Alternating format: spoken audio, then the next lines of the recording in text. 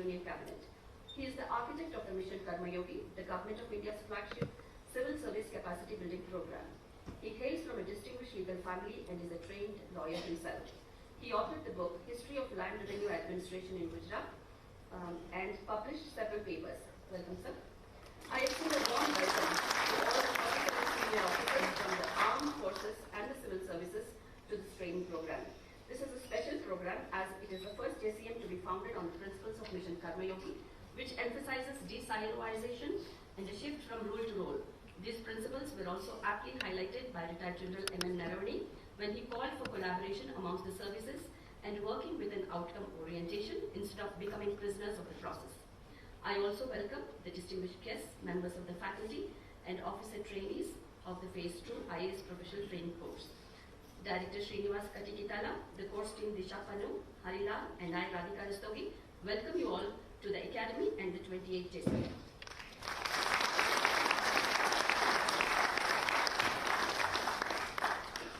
धन्यवाद मैम। अब मैं director sir, joint director ma'am और कोर्स कोऑर्डिनेटर जेसीएम से अनुरोध करूंगा कि वे माननीय मंत्री महोदय का विधिवत स्वागत करें।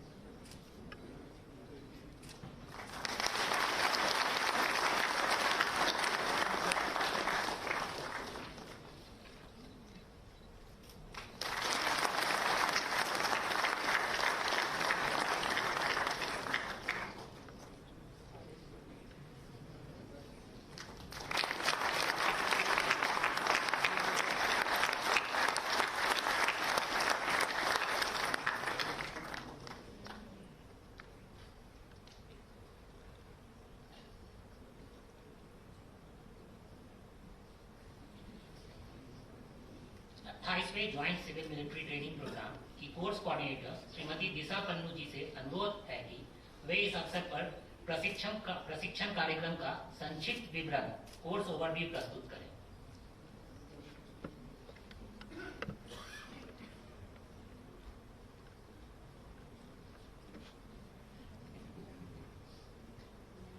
Chief Guest of the Day, Honorable Raksha Mantri, Shri Rajnath Singh Ji, Director of the Academy, Shri Srinivas R. Katikitala, Joint Director, Ms. Radhika Rastogi, members of the faculty, participants of 28th Joint Civil Military Training Program, IAS Officer Trainees of Professional Phase 2, guests of the Academy, ladies and gentlemen.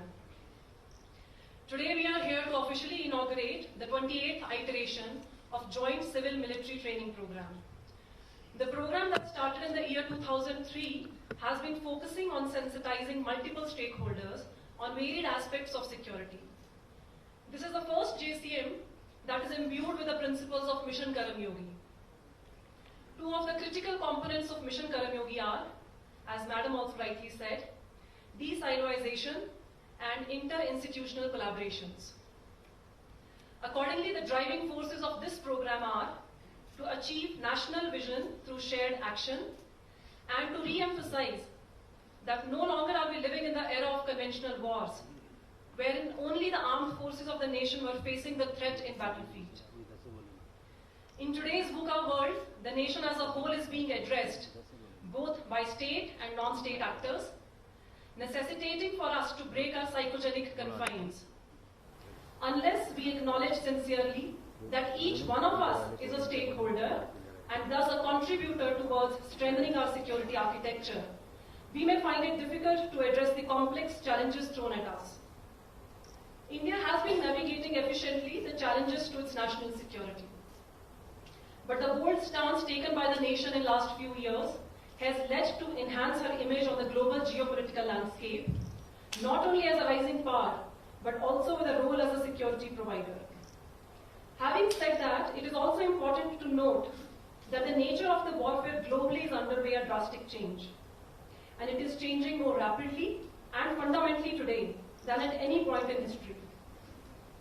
Technology will be the front runner in most aspects. However, it alone will not suffice. Synergy in organizations and personnel would have to be ensured along with it. And one of the critical ways this can be achieved is through joint trainings. Consequently, the primary focus of this training program is to not only offer rigorous academic inputs on wide spectrum of core issues of security, but also to achieve civil-military synergy and coordination in the process on the lines of Mission Karmyogi. So I'm happy to share that this year 47 participants representing 23 domains, including for the first time 4 scientists from DRDO, are attending this program. This 10 days program is curated under the mentorship of Director and Joint Director after a lot of brainstorming and deliberations on what should be included or excluded, and what should be covered in threadbare approach, where all on board have a nuanced and deep understanding of it, and what can be shared in passing references, but still important to bring on the table. We embarked on this pivotal journey on the 8th of June, and for the first time, inputs are being offered in the program under mini capsules designed for each day. We started with the theme of global order and India's national vision for security, under which we designed sessions to provide broad overview of nation and national security by former Chief of Army Staff General Naravane. Understanding on economic diplomacy with a special focus on trans-border availability and accessibility of natural resources was also provided under the same theme. To provide holistic landscape of national security, sessions were delivered by experts under the theme Understanding Indian Security Architecture and Assessing Our Capabilities, wherein defense, manufacturing and procurements issues in the context of propelling Atmanirbhar were discussed. Technology, as you all know, is a double-edged sword in the national security ecosystem. To steer it to our advantage and to plug the holes of its vulnerability, aspects like space, drone and cyber security were covered in detail. Fresh perspectives on the non-conventional security threats like food, energy and environment security were discussed from the human security approach in an attempt to broaden the notions of national security. In the upcoming sessions, we would be discussing internal and external security concerns and scenarios, wherein, amongst other aspects, current issues like Russia-Ukraine war, the myths it has broken and hypotheses it has confirmed would also be discussed. The theme for the last day is Way Forward to Achieve Collaboration, wherein through a case study we would reflect on the significance of breaking silos to yield optimum results in achieving collective vision for the nation. The program would be concluded with the participants giving group presentations on strategy papers to the jury of experts. I hope that focused group discussions are leading to rich discussions and debates, widening the horizons in the process. For the first time, the output of these collective efforts through these strategy papers would be presented to the Defense Secretary on 16th June. The attempt is to bring together the Think Tank and Training Institute and rich experience of practitioners to share it with the policy makers of the nation for further feeding into policy making. Apart from academic inputs, ample opportunities are being provided for building lifelong bonds through sports, mess, outdoor visits and cultural events. So one such visit was organized on 11th June, wherein participants were taken to the site of Nalapani battle in Dehradun. Veterans from Army assisted in our journey to discover the not-so-known story of valor and courage of Gurkhas in the first Anglo-Nepalese War in 1840. It reminded us of our rich history and strengthened the belief that numbers alone don't win the wars, but raw courage, of which there has been no dearth in this nation. To reiterate what I mentioned in the beginning, the ultimate aim of this program is to create an enabling ambience where all military and scholar warriors of this program exchange their perspectives and appreciate the role and challenges of their counterparts. Together, we must rise above trivial matters and converge to build a strong and unified team to deal with the security issues and work towards the mantra given by the Honorable Prime Minister, nation first, always first. Kautilya in his Arthashastra mentions that national security is of vital importance to the state. It is a matter of life and death, a road either to safety or to ruin. Hence, it is a subject of inquiry, which on no account can be neglected. And we hope that this training program assists the stakeholders in this inquiry. And by the end of this program, not only we come out more enlightened with shared national vision and goal, but also with profound bonds and long-lasting camaraderie. And to achieve this, what could be a better place than Mussoorie, providing spectacular views of mighty Himalayas, to feel inspired to raise our bars, aspiring to attain high standards and becoming true Karam Yogis in the service of our motherland. I wish you all the best of learning and memories in the program. Jai Hind.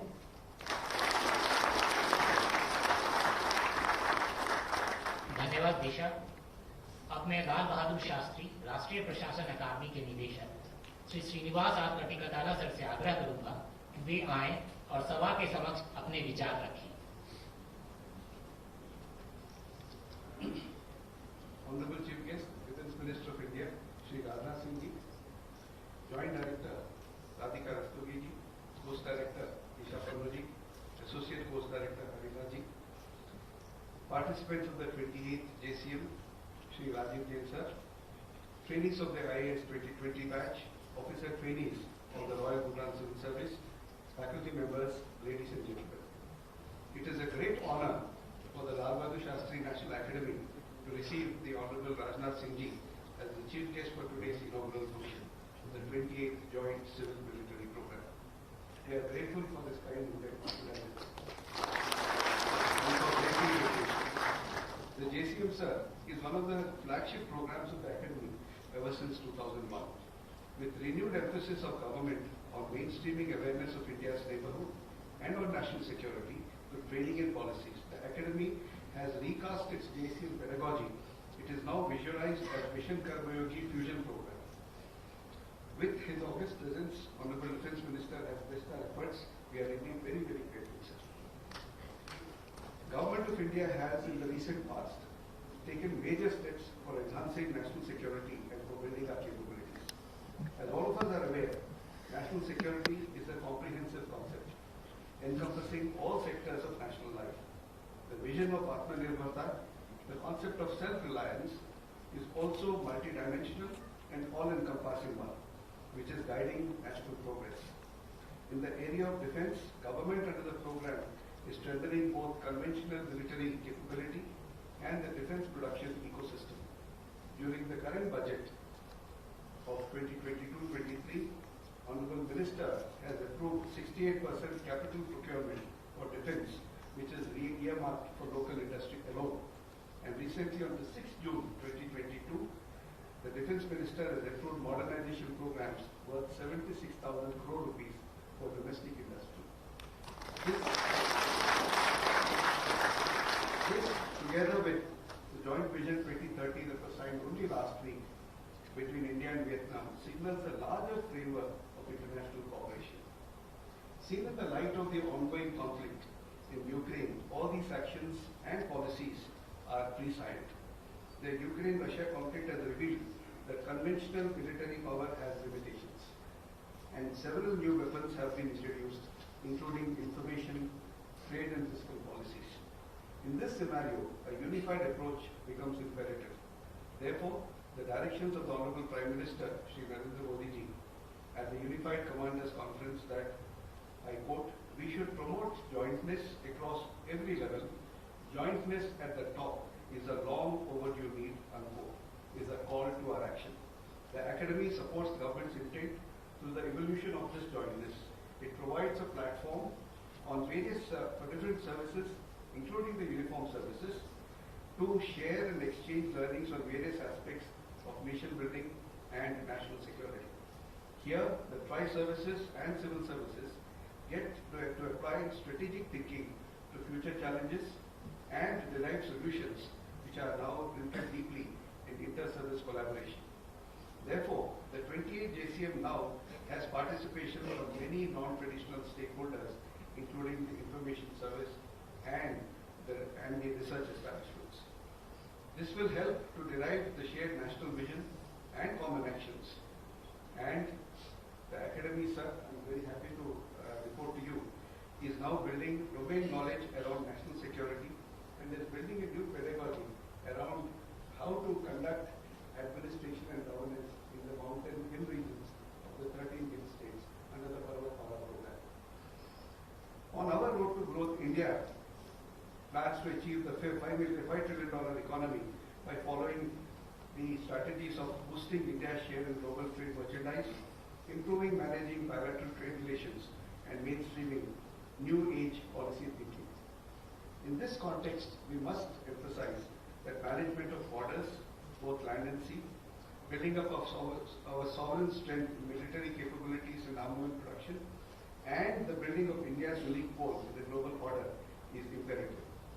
Border security, as all of us are aware, is an essential driver for economic growth. Border security makes trade efficient and helps attract foreign direct investments. Borders and business are interdependent on each other, and it is also necessary to mitigate the severe consequences of transnational crime that finances terrorism and so on.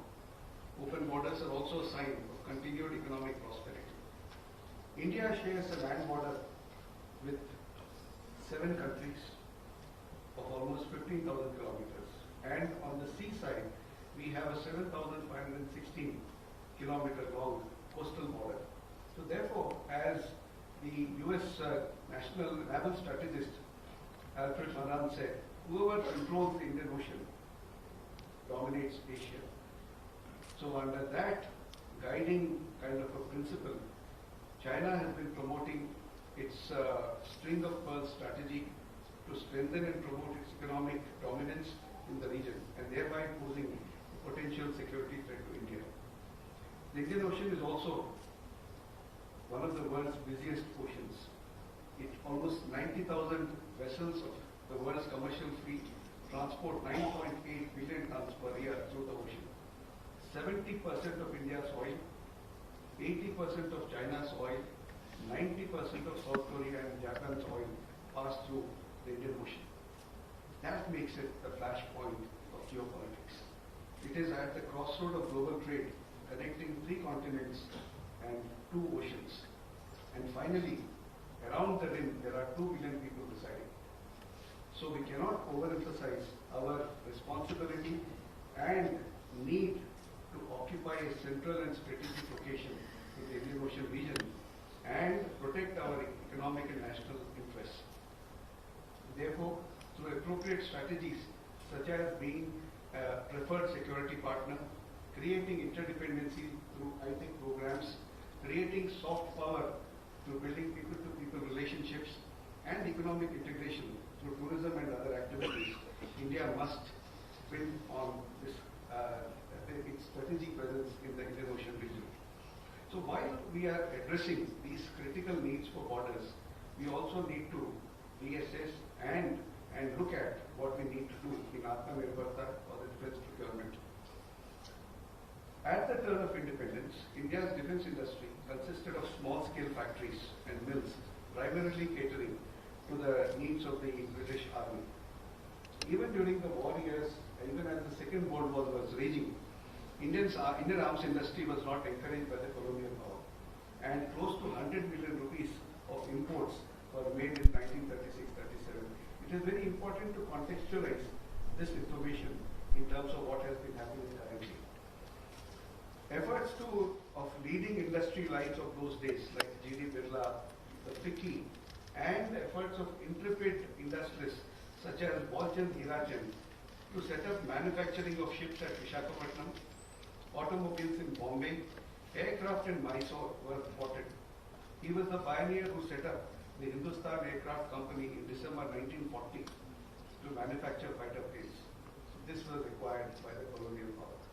I would like to quote from Walchand Hirachan, and I quote, "I long for the day when we shall have India-made motor cars, locomotives, railway coaches, tramways, buses, aeroplanes, ships, electrical goods, machinery, and so on.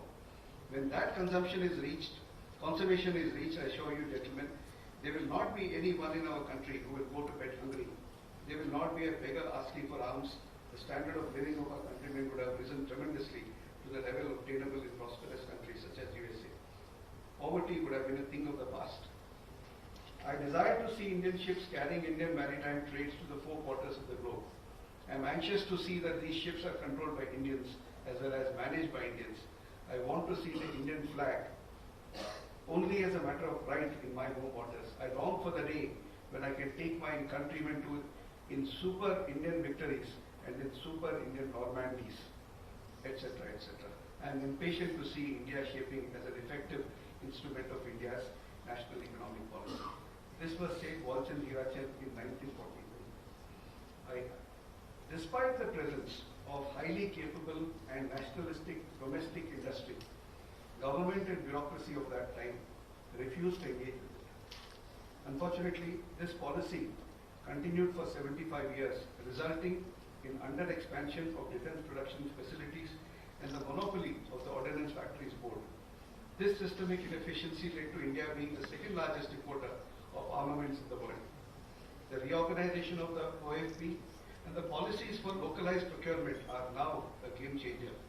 The re-engagement with the private sector from a perspective that national security is a collective responsibility is the new government's mantra. And in this, the government of India has set the clock back by 75 years. With government of India's new policies making a fundamental impact, the key pivots are modernization being a priority over indigenization in the short term. However, India also needs to identify right technologies for quick acquisition, aggressive indigenization, and the right balance between public sector capacity building and engagement with the private sector. Several key initiatives were taken under the leadership of the Honorable Minister, such as the Mission Mode program for quantum computing, drive for procurement of high-tech equipment and technologies, and that the defense procurement needs are being placed in the public domain for the first time, integration of academia with industry, and encouragement of young tech entrepreneurs for participating in Atmanirbharta. These are the major initiatives of the times. By doing all of this, the government is also improving procurement policies to respond to the needs of the developers and manufacturers, investment policies to make financial resources available. I am sure with the deliberations of the Joint Civil Military Program 28 and its output and the friendships that we will all make, we will support the government's efforts to build a strong, resilient and powerful India that can provide global leadership. Thank you very much. Jai Hind.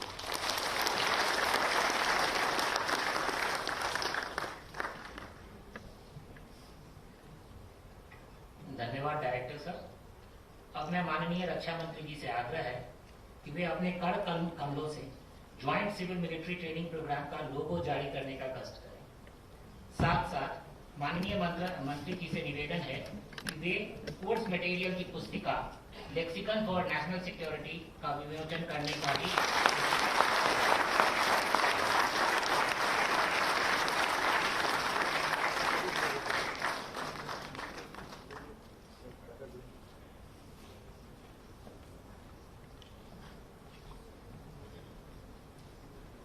माननीय रक्षा मंत्री जी से अनुरोध है कि वे course material की पुस्तिका lexicon for national security का विमोचन करने की कृपा करें।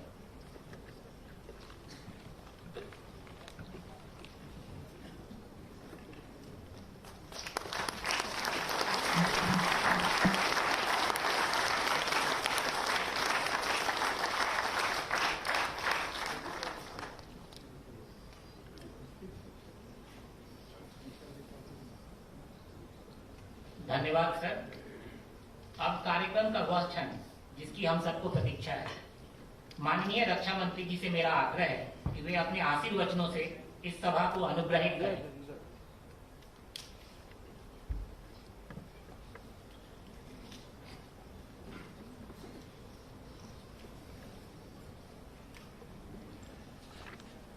Srinivasi, your this title Kati Kitala. It is very, very difficult. Director Lal Bahadur Shastri, National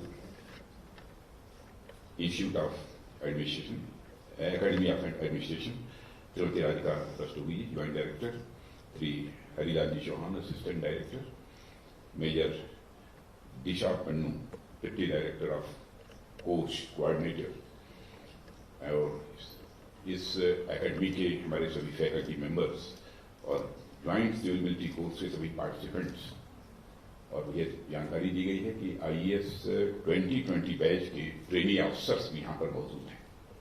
अन्य सभी देवियों व सज्जनों, मैं मिस कर गया, हमारे साथ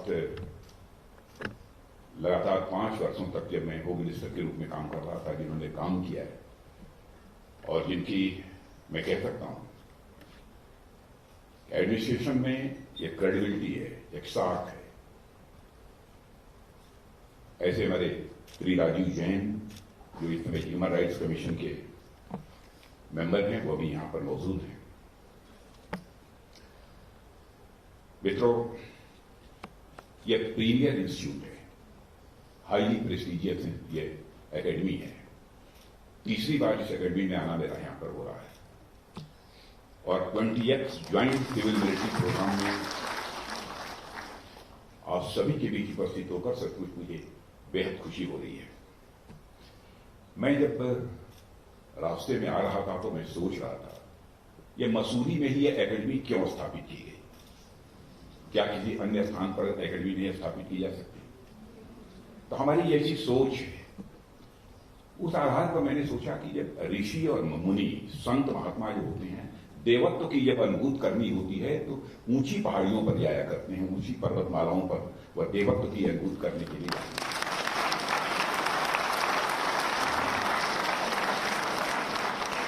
तो मुझे यह लगा यहां पर जब एकेडमी स्टेब्लिश किए जाने की चर्चा चली होगी तो उस समय लोगों के दिमाग में यह बात आई होगी, यह जो फ्रेमवर्क तैयार हो रहा है एडमिनिस्ट्रेशन का, ऐसा होना चाहिए जिसके अंदर देवत्व की भावना भी हो।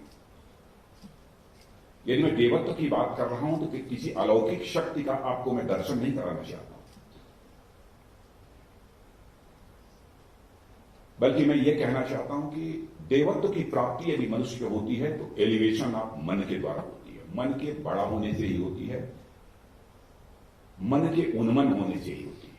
एलिवेशन ऑफ मन जिसे कहते हैं। कहीं पर भी नहीं,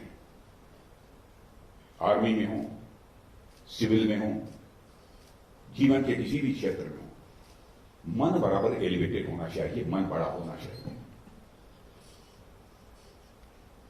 मैंने भी अपनी जिंदगी में कोशिश यही की है। यह तो हमारे साथ काम करने वाले लोग ये बता सकते हैं कि कितनी कामयाबी हमको उसमें मिली है, लेकिन कोशिश मैंने यही की है। और हमारे एक नेता थे, अटल बिहारी वाजपेयी जी, देश के प्रधानमंत्री रहे हैं, आप सभी अच्छी तरह जानते हैं। वो कहा करते थे, छोटे मन से कोई बड़ा नहीं हो सकता, टूटे मन से कोई खड़ा नहीं हो सकता।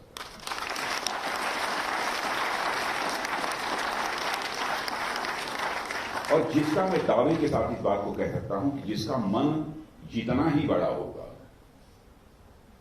मैग्नीट्यूड ऑफ सुख, सुख की मात्रा, आनंद की मात्रा उसके पास उतनी ही अधिक होगी। चूंकि मैं फिजिक्स, मैथमेटिक्स और केमिस्ट्री का स्टूडेंट रह चुका हूं, इसलिए इस मैथमेटिकल इक्वेशन में जिसे कहना हो तो मैं कह सकता हूं, let us consider that your मन इज ए सर्किल। और सर्किल का सर्कमफेरेंस जैसे जैसे बढ़ाते चले जाएंगे, यानी उस सर्किल का डायमीटर जैसे जैसे बढ़ाते चले जाएंगे, उसी रेशियो में, उसी प्रपोर्शन में मैग्नीट्यूड ऑफ सुख, मैग्नीट्यूड ऑफ आनंद बढ़ता चला जाएगा और एक समय आपको परमानंद की प्राप्ति होगी, परम आनंद। मैथमेटिकल इक्वेशन में कहना हो, मैथमेटिकल इक्वेशन में कह सकते हैं कि सर्कमफेरेंस ऑफ मन is directly proportional to the magnitude of सुख। सर्कमफेरेंस ऑफ मन is directly proportional to the magnitude of आनंद। सर्कमफेरेंस ऑफ मन इज डायरेक्टली प्रोपोर्शनल टू परमानंद। अब जब हम यहां पर सिविल और मिलिट्री ज्वाइंटनेस की बात कर सकते हैं, ये छोटे मन से काम नहीं हो सकता, ये बड़े मन से ही होगा। जीवन के किसी भी क्षेत्र में चेहरे पर जो ग्लो आपके होनी चाहिए, वह छोटे मन वाले के चेहरे पर ग्लो नहीं होगी, चेहरे पर ग्लो उसी की होगा जो बड़े मन का। जीवन के किस भी क्षेत्र में, मैं मित्रों, मेरे जीवन का जो राजनीतिक अनुभव है उस आधार पर मैं कह सकता हूं, छोटे मन से काम, कभी इंट्रोस्पेक्ट करते रहना चाहिए। कहीं हमने छोटेपन का तो परिचय नहीं किया। आप लाख कोशिश करेंगे बड़े मन का बनने की, लेकिन मैं दावे के साथ कह सकता हूं कि समाज में ऐसे ऐसे लोग होते हैं कि भगवान राम को नहीं बख्शा उन्होंने तो आपको क्या बख्शेंगे। वो आपके ऊपर संदेह करेंगे, लेकिन उससे आपको हताशा नहीं होनी चाहिए, आपको निराशा नहीं होनी चाहिए। अब लाल बहादुर शास्त्री जिनके नाम पर यह एकेडमी है। लाल बहादुर शास्त्री यहां के रहने वाले, मुगल सराय के, तो उसी से लगभग 15-20 किलोमीटर की दूरी पर मेरा घर है। अद्भुत व्यक्तित्व था लाल बहादुर शास्त्री जी का। देखने में तो लगता था कोई साधारण सा आदमी, छोटे कद का, बहुत सरल सहज तरीके से बोलने वाला, लेकिन लाल बहादुर शास्त्री के मैंने देखा, मैंने जो अनुभव किया है, जो पढ़ा है और वहां के अपने गांव के क्षेत्र के रहने वाले लोगों के माध्यम से सुना है, उनके वर्ड्स और उनके डीड्स, उनके कहने और करने, उनके कृति और कथन, इनमें कभी भी अंतर देखने को नहीं मिला। एक बार आजादी की लड़ाई के दौरान जब जेल गए थे, तो उस समय उनकी पत्नी और परिवार की देखरेख के लिए एक सर्वेंट ऑफ पीपुल सोसाइटी हुआ करती थी। वह कुछ 50 रुपये हर महीने उनके घर भेजती थी। ललिता शास्त्री जी उनकी धर्मपत्नी थी। ललिता शास्त्री जी के हाथों में 50 रुपया हर महीने प्राप्त होते थे। तो ललिता जी ने 50 रुपये में से 40 रुपये में ही पूरे महीने का खर्च चला लिया, और शास्त्री जी को यह पत्र लिखा उन्होंने कि हमको 50 रुपये सर्वेंट्स ऑफ पीपुल सोसाइटी के द्वारा प्राप्त होते हैं, लेकिन 40 रुपये में हमने काम चला लिया। ललिता जी ने सोचा होगा कि अब शास्त्री जी कहेंगे बहुत अच्छा काम किया, हमारी तारीफ करेंगे, प्रशंसा करेंगे, हमारे बारे में 4 अच्छे वर्ड्स भी बोलेंगे। लेकिन शास्त्री जी ने क्या किया, तुरंत उन्होंने सर्वेंट्स ऑफ पीपुल सोसाइटी को पत्र लिखा कि आप मेरे घर परिवार चलाने के लिए 50 रुपया हर महीने भेजते थे, लेकिन मैं आपको जानकारी देना चाहता हूं कि अब मेरे परिवार का खर्च 40 रुपये में ही चल जाता है, इसलिए 40 रुपये से अधिक मेरे घर न भेज। यह सब कुछ पर्सनालिटी जो होती है ना, वो आप समझिए कि मनुष्य के जीवन को के ऊपर कैसी छाप छोड़ती है। मैंने देखा है, क्योंकि मैंने जैसे आप आज बैठे हुए हैं, मैं भी कंपटीशन की तैयारी कर रहा था, तो बहुत लोगों के साथ, आप जैसे नौजवानों के साथ रहने का मुझे भी अवसर मिला है। बहुत चीजें नहीं कहूंगा, लेकिन जो होना चाहिए उसमें बहुतों में देखा नहीं है, लेकिन ऐसे भी लोगों ने देखा है, ऐसे लोगों को भी देखा है एडमिनिस्ट्रेशन की। सचमुच वो हमारे लिए, मैं पॉलिटिक्स में हूं लंबे समय तक, एडमिनिस्ट्रेशन में ऐसे लोगों को देखा है जो हमारे लिए आदर्श हैं, हमारे लिए आइडियल है। ऐसे लोगों को भी हमने अपनी जिंदगी में देखा है। बराबर लाल बहादुर जी शास्त्री जी कहते थे कि कोई भी लक्ष्य हासिल करना चाहते हो तो यूनिटी और वननेस, इस पर आपका ध्यान होना चाहिए।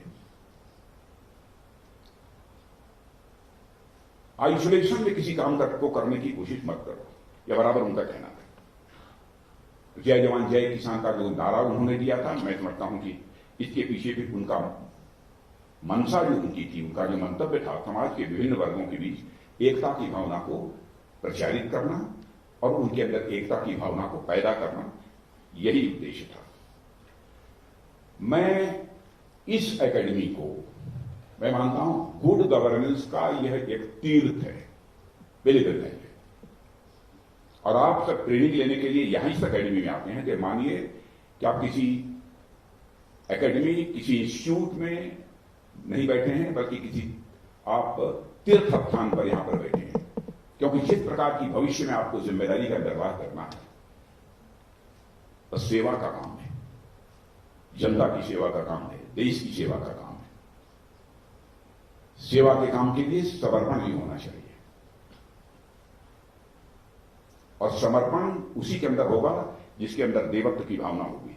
और ज्वाइंट सिविल मिलिट्री, मैंने सिविल और मिलिट्री, इन दोनों के बीच कोऑर्डिनेशन हम चाहते हैं, ज्वाइंटनेस यदि चाहते हैं, तो इसके लिए भी बड़ा ही मन हमारा होना चाहिए।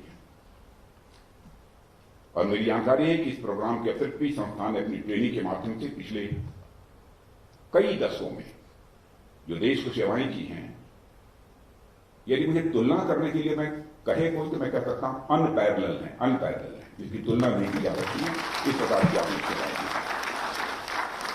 और हमारे देश की अर्थव्यवस्था का, हमारे देश की व्यवस्था का ये स्टील से कहे जाने वाले सिविल सेवा अधिकारियों की नर्चरिंग के माध्यम से यह एकेडमी पूरे देश की व्यवस्था की भी नर्चरिंग करता है और राष्ट्र की प्रॉस्पेरिटी में अपना एक अमूल्य योगदान भी करता है, कंट्रीब्यूशन भी है इसका। और मुझे खुशी है कि जब मुझे बताया गया कि नेशनल इंपॉर्टेंस के इस एकेडमी में सिविल के साथ साथ मिलिट्री के विषयों पर भी प्रोग्राम आयोजित करता आया है, और तुरंत मैंने सहज रूप से इस बार भी कर रहा है, इसलिए मैं सहज रूप से मैंने अपनी सहमति भी दे दी थी। अब मित्रों, आज के इस प्रोग्राम को मैं खास मानता हूं।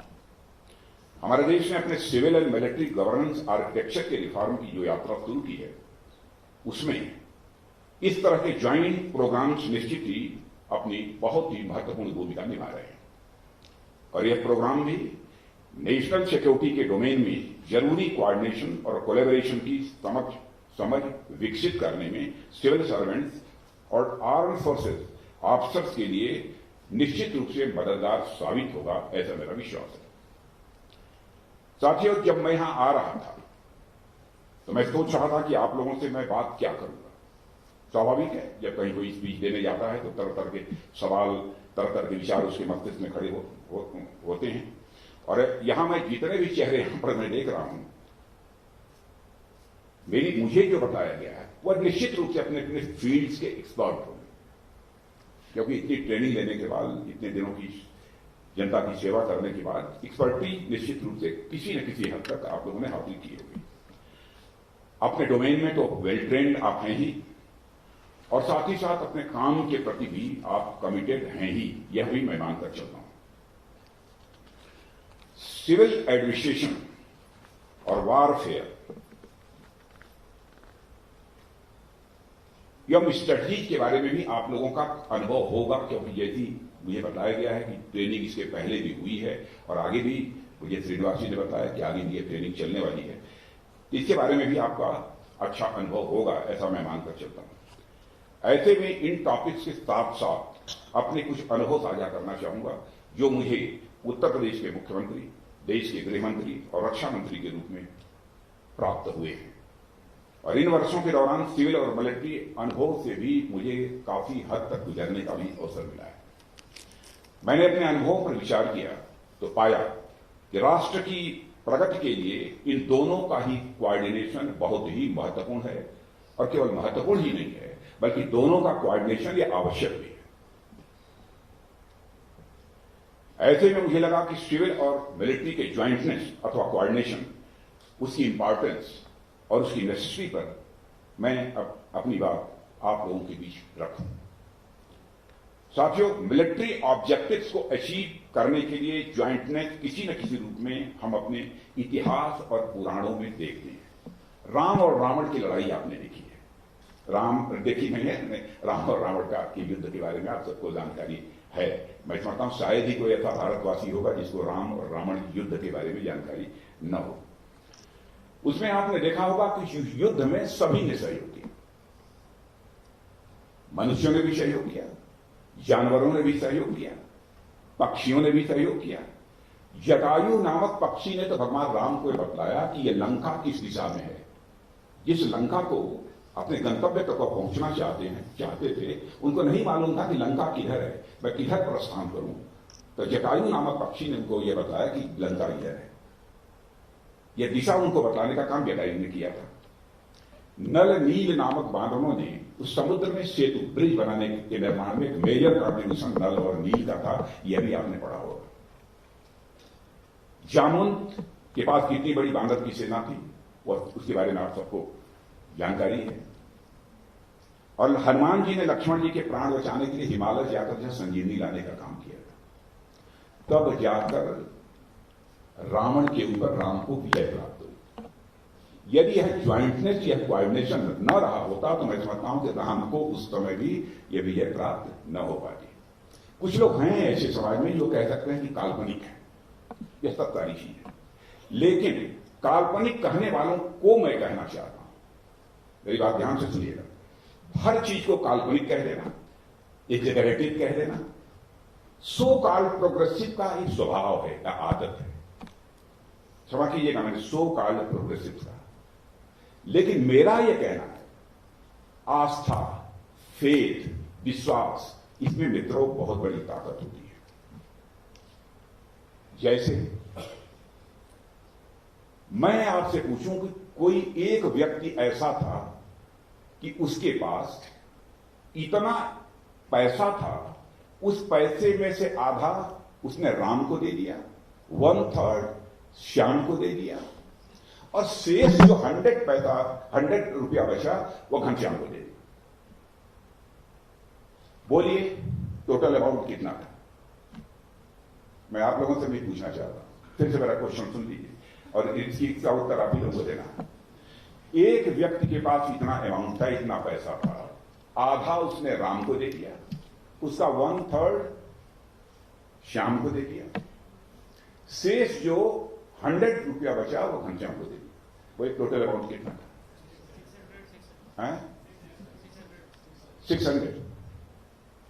कितने लोग मानते हैं 600? कितने लोग जरा हाथ रहे? Confidence second. ठीक है, 600। Okay, you are right, thank you. कैसे निकाला?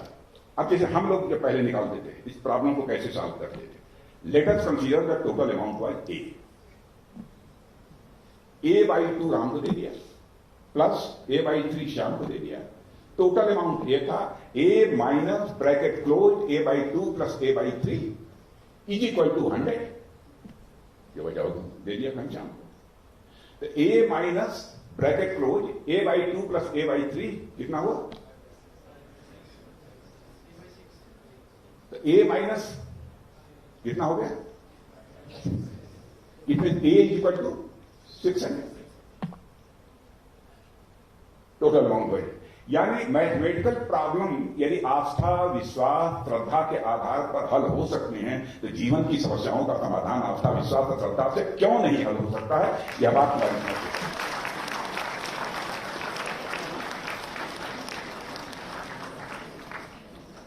देखिए, तर्क करने वालों के लिए कोई तर्क की कोई सीमा नहीं होती है, लेकिन यकीन रखना कि जो कुछ भी मैं कह रहा हूं अपने जीवन के अनुभव के आधार पर ही आप लोगों के सामने मैं रख रहा हूं।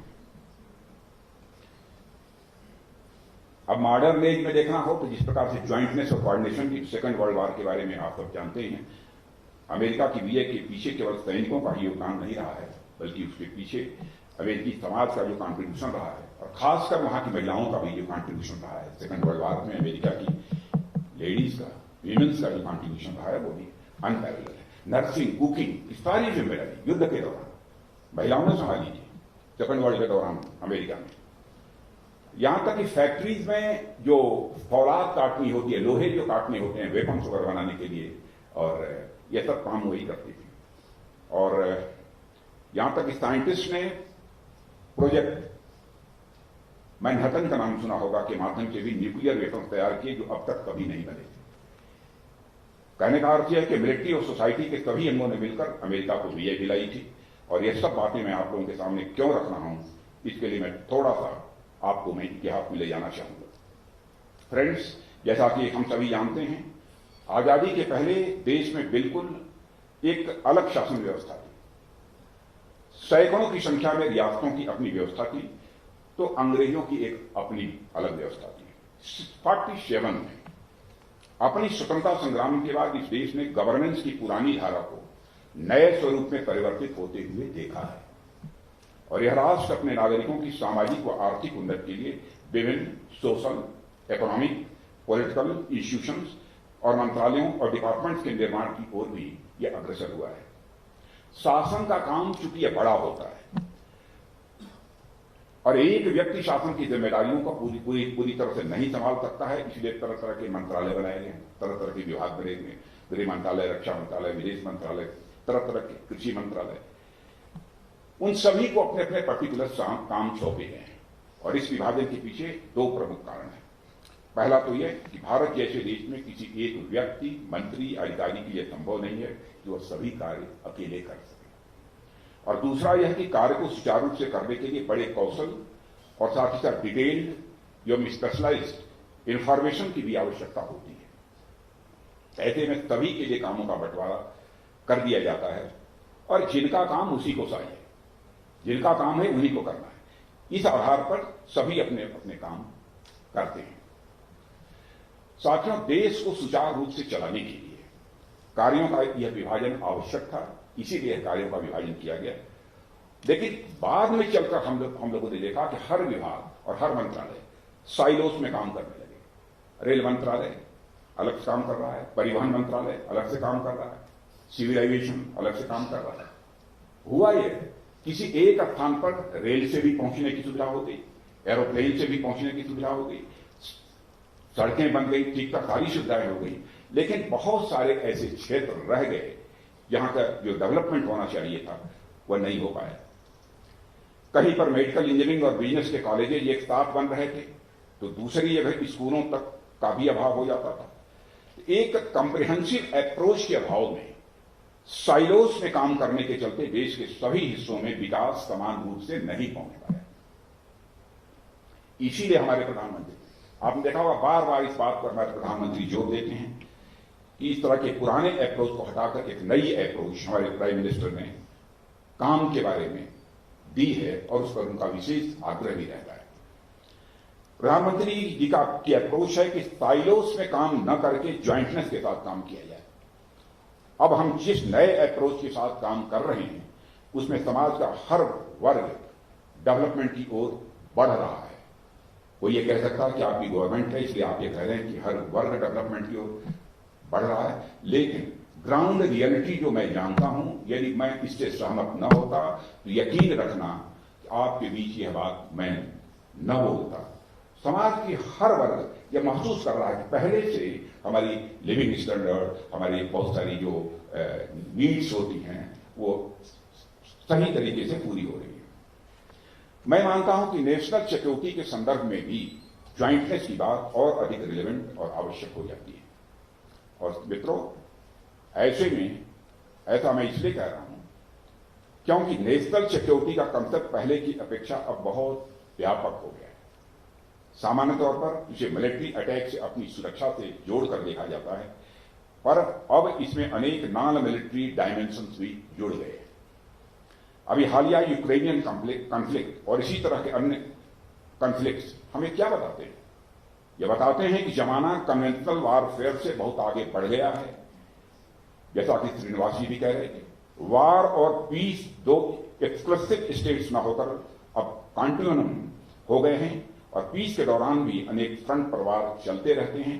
इनके बीच की सीमा भी अब काफी धुंधली हो गई है। दुश्मनों को जितनी खतरनाक चालें, दुश्मनों की जितनी खतरनाक चालें हमें बॉर्डर पर देखने को मिलती है, उससे कहीं अधिक खतरनाक चालें हमें बॉर्डर के भीतर भी दिखाई देती हैं, वह भी सीमा में बिना प्रवेश किए। साथियों, सामान्य तौर पर फुल स्केल वार जितना दुश्मनों के लिए घातक होता है, स्वयं अपने लिए भी कम घातक नहीं होता है। एक ओर यह दोनों पक्षों के लिए कास्टली तो पड़ता ही है, दूसरी ओर जान माल की भी हानि होती है।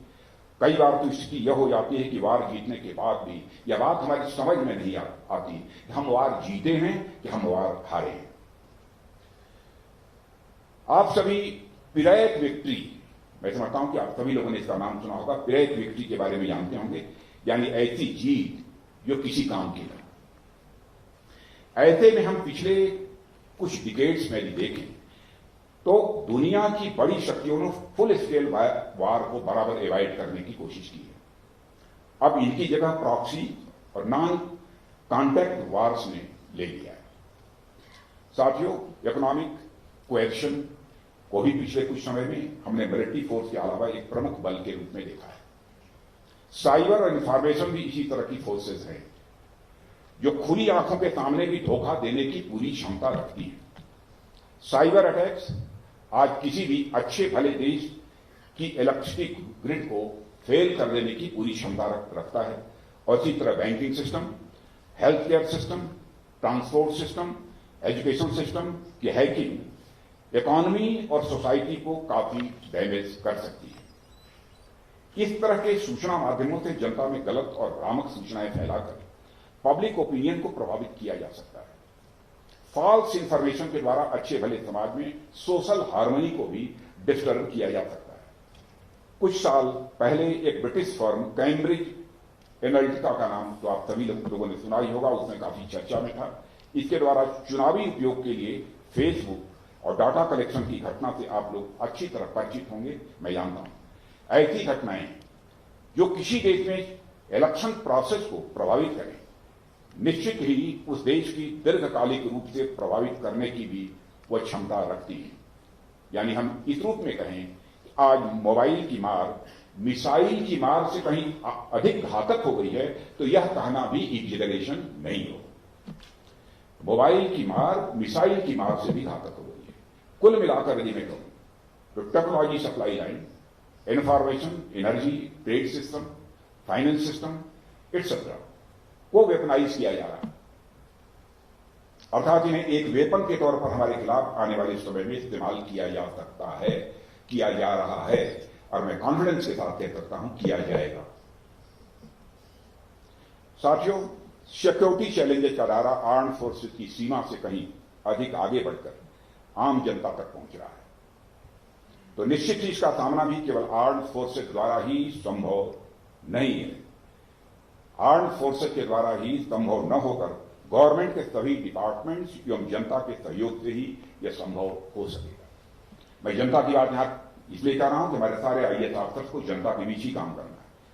हम यह सोचें कि कोई single organ, ministry of defence या आर्म्ड फोर्सेस इन चुनौतियों से निजात पा लेंगी, तो यह किसी भी सूरत में संभव दिखाई नहीं देता। इसका सामना करने के लिए होल ऑफ द गवर्नमेंट और उससे भी कहीं आगे whole of the nation approach अपनाने की आज हमें जरूरत है। और साथियों, मैं आपको थोड़ा पीछे ले जाना चाहता हूं। थोड़ा पीछे मुड़कर देखें तो इस संबंध में कुछ लेसन्स 2 दशक पहले हमें कारगिल वार के दौरान मिलते हैं। इस वार में हमने देखा कि न केवल हमारी सेनाओं के बीच अच्छी सिनर्जी, बल्कि मिलिट्री और सिविल सिनर्जी की भी हमें बड़ी आवश्यकता है, ऐसा महसूस किया। कॉन्फ्लिक्ट्स के बदलते कैरेक्टर के साथ साथ यह बात और अधिक रेलेवेंट भी हो गई है। अब ऐसे में हमें फुल स्केल वार ऐसी स्थितियों का सामना करने के लिए तो हमेशा तैयार रहना ही है। पड़ोसियों की हालत देख रहे हैं, और विशेष रूप से हमारे एक पड़ोसी की सिविल और मिलिट्री के सहयोग से ग्रे जोन वारफेयर के लिए भी हमें पूरी तरह से तैयार रहना है। और मैं आपको बताना चाहता हूं, इन सब सारी चीजों को ध्यान में रखकर हम लोग भी अपनी तैयारी कर रहे हैं। मैं वियतनाम गया था, उन लोगों ने मुझसे कुछ वेपन वगैरह की चर्चा की। साहब, ये वेपन कुछ शिप्स हम लोगों ने उनको गिफ्ट की, तो उन्होंने कहा था शिप पर कुछ वेपन्स लगे हैं, कुछ मिसाइल्स वगैरह कुछ लगी हैं। मैंने कहा लगा।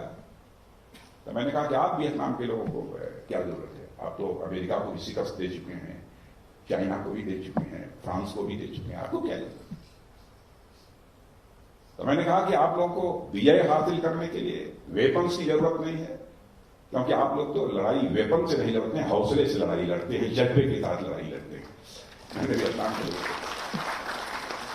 सबसे बड़ी बात है कि भले ही वेपन्स के मामले में अन्य दूसरे जो भी प्लेटफॉर्म चाहिए, सब सारी चीजें दुनिया के दूसरे देशों के पास होंगी, लेकिन मैं विश्वास के साथ कह सकता हूं, भारत के साथ यदि कुछ होगा तो लेने के देने पड़ जाएंगे, लेने के देने पड़ जाएंगे। अब लड़ाई हथियार से जो होगी सो होगी, लेकिन हौसले से भारत अब लड़ाई लड़ेगा, क्योंकि भारत का कमजोर भारत नहीं, भारतवासियों का हौसला बुलंद होगा। साथियों, कारगिल वार के दौरान हमने देखा कि न केवल हमारी सेनाओं के बीच अच्छी सिनर्जी, बल्कि मिलिट्री और सिविल सिनर्जी की भी हमें बड़ी आवश्यकता है, ऐसा महसूस हुआ। अब ऐसे में हमें फुल स्केल वार जैसी स्थितियों का सामना करने के लिए हमें तैयार रहना ही है। और मुझे ये कहते हुए खुशी होती है कि चीफ ऑफ डिफेंस स्टाफ के पद का भी हम लोगों ने सृजन किया है, डिपार्टमेंट ऑफ मिलिट्री अफेयर्स की भी स्थापना हुई है, और सिविल और मिलिट्री के बीच ज्वाइंटनेस की प्रोसेस डिफेंस मिनिस्ट्री द्वारा फुल फ्लेज रूप में शुरू की जा चुकी है। और आप आश्वस्त रहिएगा कि हमारे तीनों जो सर्विसेज हैं, तीनों सर्विसेज के बीच, आर्मी, नेवी, एयरफोर्स, इनके बीच ज्वाइंटनेस हम लाकर ही दम लेंगे। और यह कदम हमारे देश के फुल स्केल वार के लिए भी फ्यूचर रेडी करने में मददगार साबित होगा, ऐसा मेरा विश्वास है। और सरकार ने हमारी सेनाओं के मॉडर्नाइजेशन और डिफेंस सेक्टर में सेल्फ रिलायंस, आत्मनिर्भरता के क्षेत्र में क्या क्या कदम उठाए हैं, मैं हर हफ्ते कुछ न कुछ बोलता रहता हूं और मीडिया में भी आता रहता है, इसलिए ज्यादा नहीं बोलूंगा। अब जैसा उन्होंने श्रीनिवास जी ने बताया कि 68% कैपिटल प्रोक्योरमेंट का जो बजट है उसका हम लोगों ने तय कर दिया है कि हमारी डोमेस्टिक इंडस्ट्री चाहे वो प्राइवेट हो चाहे पब्लिक सेक्टर उन्हीं से परचेज करें। और 68% में यह भी तय कर दिया है कि 68% में 25% केवल प्राइवेट इंडस्ट्री चलेगी। 310 आइटम्स आइडेंटिफाई करके एक पॉजिटिव इंडिजनाइजेशन लिस्ट जारी कर दी है कि चाहे जो कुछ भी हो जाए, कुछ आइटम 2022 के बाद, कुछ आइटम 2023 के बाद, कुछ आइटम्स 2024 के बाद किसी भी सूरत में जरूरत होगी चला लेंगे हम हौसले से काम, लेकिन दुनिया के दूसरे देशों से हम नहीं लेंगे। यह हम लोगों का make in India, make forward, हमारी एक और भी कोशिश है। फाइटर प्लेन्स के इंजन, मैं बाहर जो हमारे अफसर्स हैं अच्छे लोग हैं, बहुत हार्ड वर्किंग, मैं कह सकता हूं कि वैसे अफसर के साथ काम करने की मुझे बहुत खुशी होती है। मैं तो राजू जी के साथ काम कर चुका हूं, मैं पूरी तरह से कॉन्फिडेंट हूं कि हम इस लक्ष्य को प्राप्त करेंगे। मित्रों, इस समय इसी तरह ग्रे जोन कॉन्फ्लिक्ट से निपटने के लिए हमारी नेशनल सिक्योरिटी और सुदृढ़ करने के लिए भी हम ज्वाइंटनेस की ओर अब आगे बढ़ रहे हैं। इस बैकग्राउंड में ज्वाइंट सिविल मिलिट्री प्रोग्राम के महत्व को समझाया जा सकता है, जहां अपनी अपनी सर्विसेज में महत्वपूर्ण भूमिका निभा रहे पार्टिसिपेंट्स एक साथ एक मंच पर आते हैं और अपने काउंटर पार्ट्स के साथ अपने एक्सपीरियंसेस और कंसर्न्स भी आप शेयर करते हैं। जब तक हाइब्रिड थ्रेट से निपटने के लिए सिविल एडमिनिस्ट्रेशन और आर्म्ड फोर्सेस या साइलोज, इस साइलोज को तोड़ा नहीं जाता है, हम एक राष्ट्र के रूप में खतरों और चुनौतियों का जवाब देने के लिए पर्याप्त तैयारी की उम्मीद किसी भी सूरत में नहीं कर सकते हैं। आप सभी ने, क्योंकि हम लोगों ने भी कभी थोड़ा देखा था, इसको पूरा तो नहीं पढ़ा लेकिन देखा, आप सबने युवाल नोआ हरारी, हाँ देखिए आवाज आएगी, मैंने कहा होमोड्यूस आपने पढ़ी है। मानवीय सभ्यता के विकास के बारे में उन्होंने इस पुस्तक में कई महत्वपूर्ण बातें कही हैं।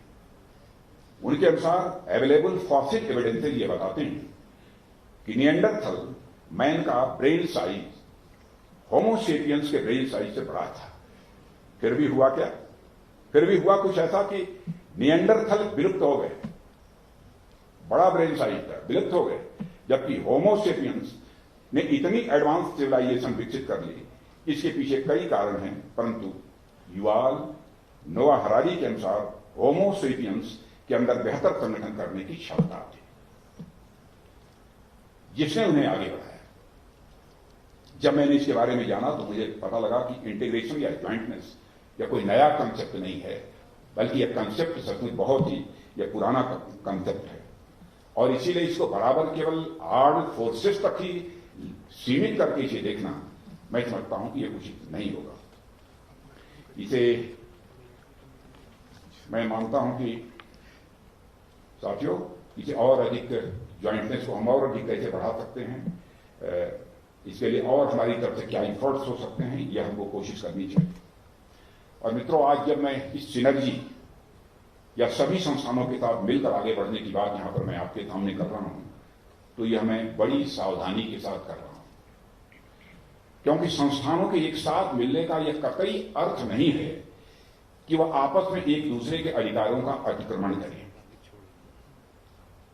इसका अर्थ यह कतई न हो कि वह एक दूसरे की ऑटोनॉमी पर भी अतिक्रमण करें, यह भी नहीं होना चाहिए। इसका अर्थ यह है कि आपस में इस तरह से घुले मिलें जैसे मिलते हैं इंद्रधनुष के रंग, रेनबो के रंग, और वो ढूंढ कर इंद्रधनुष के रंग निकाला है। आप बता ही नहीं सकते कहां से इनिशिएट होता है कौन सा कलर।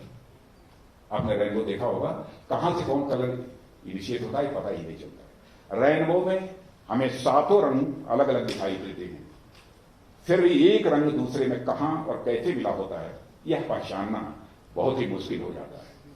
मित्रों, हमारे राष्ट्र में सभी ऑर्गन्स में कुछ इसी तरह की कोऑर्डिनेशन की कल्पना मैं करता हूं, देश करता है। ऐसा ही कोऑर्डिनेशन होना चाहिए जैसा कि रेनबो में देखने को मिलता है कि कौन सा कलर कहां से इनिशिएट हुआ पता ही लगाना कठिन है। और मुझे पूरा विश्वास है कि हम कोऑर्डिनेशन की जिस पथ पर आगे बढ़ रहे हैं वह न केवल हमारी अपनी पूरी कॉम्प्रिहेंसिव सिक्योरिटी समग्र सुरक्षा बल्कि पूरे विश्व की शांति के लिए एक नए दौर तक पहुंचेगा, मेरा विश्वास है। और इस तरह के ज्वाइंट सिविल मिलिट्री प्रोग्राम इस राह में अपनी भूमिका लगातार बनाए रखेंगे, ऐसा मेरा विश्वास है। और मित्रों, कभी वार के दिन नौबत आ गई तो वार सचमुच भारत तो नहीं चाहता। भारत ने तो भारत का चरित्र ऐसा रहा है, भारत की हिस्ट्री आप लोग सभी लोगों ने पढ़ी है। आज तक भारत ने दुनिया के किसी देश पर न तो कभी आक्रमण किया है, भारत ने न तो दुनिया के किसी देश की 1 इंच जमीन पर कभी कब्जा किया है। भारत का चरित्र है। और भारत दुनिया का अकेला देश है, पूरे वर्ल्ड में अकेला देश, जहां के संतों ने, महात्माओं ने, ऋषियों और मनुष्यों ने वसुधैव कुटुंबकम, the whole world is a family, पूरा विश्व ही एक परिवार है, यह संदेश दुनिया के किसी एक देश की धरती से सारे विश्व को गया है तो केवल और केवल हमारे और आपके देश भारत देश की धरती से सारे विश्व को। इसीलिए भारत विश्व गुरु कहा जाता है, इसीलिए भारत विश्व गुरु कहा जाता है। इतना बड़ा मन और किसी का नहीं हो सकता, इतना एलिवेटेड मन और किसी का नहीं है। और इस अवसर पर अधिक कुछ न कहते हुए मैं इस प्रोग्राम की सफलता की कामना करता हूं और मैं आप सभी के भविष्य के प्रयासों की सफलता के लिए भी अपनी शुभकामनाएं देता हूं।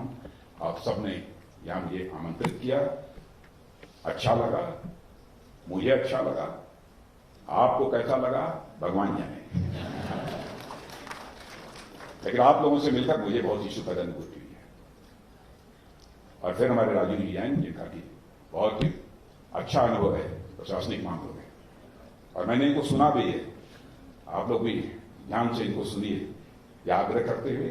और पुनः आयु में बड़ा होने के नाते, आप सभी से आयु में बड़ा होने के नाते, समकक्ष तो हमारा कोई नहीं होगा यार,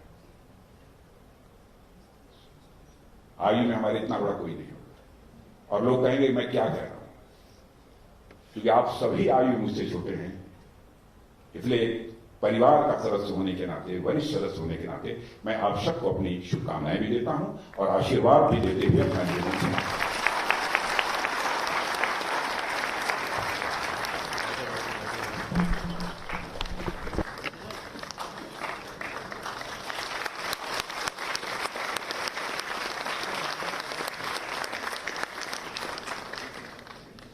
धन्यवाद माननीय। आपका मार्गदर्शन हमारे लिए नींव का पत्थर साबित होगा। हम सब आपके इंटीग्रेशन और ज्वाइंटनेस के मर्ज को कार्यान्वित करने के लिए निश्चित रूप से पूरी निष्ठा से प्रयास करेंगे। अब इस प्रशिक्षण कार्यक्रम पे associate course coordinator Shri Harilal Chauhan ji से मेरा अनुरोध है कि वे धन्यवाद प्रस्ताव वोट ऑफ थैंक्स के लिए आए।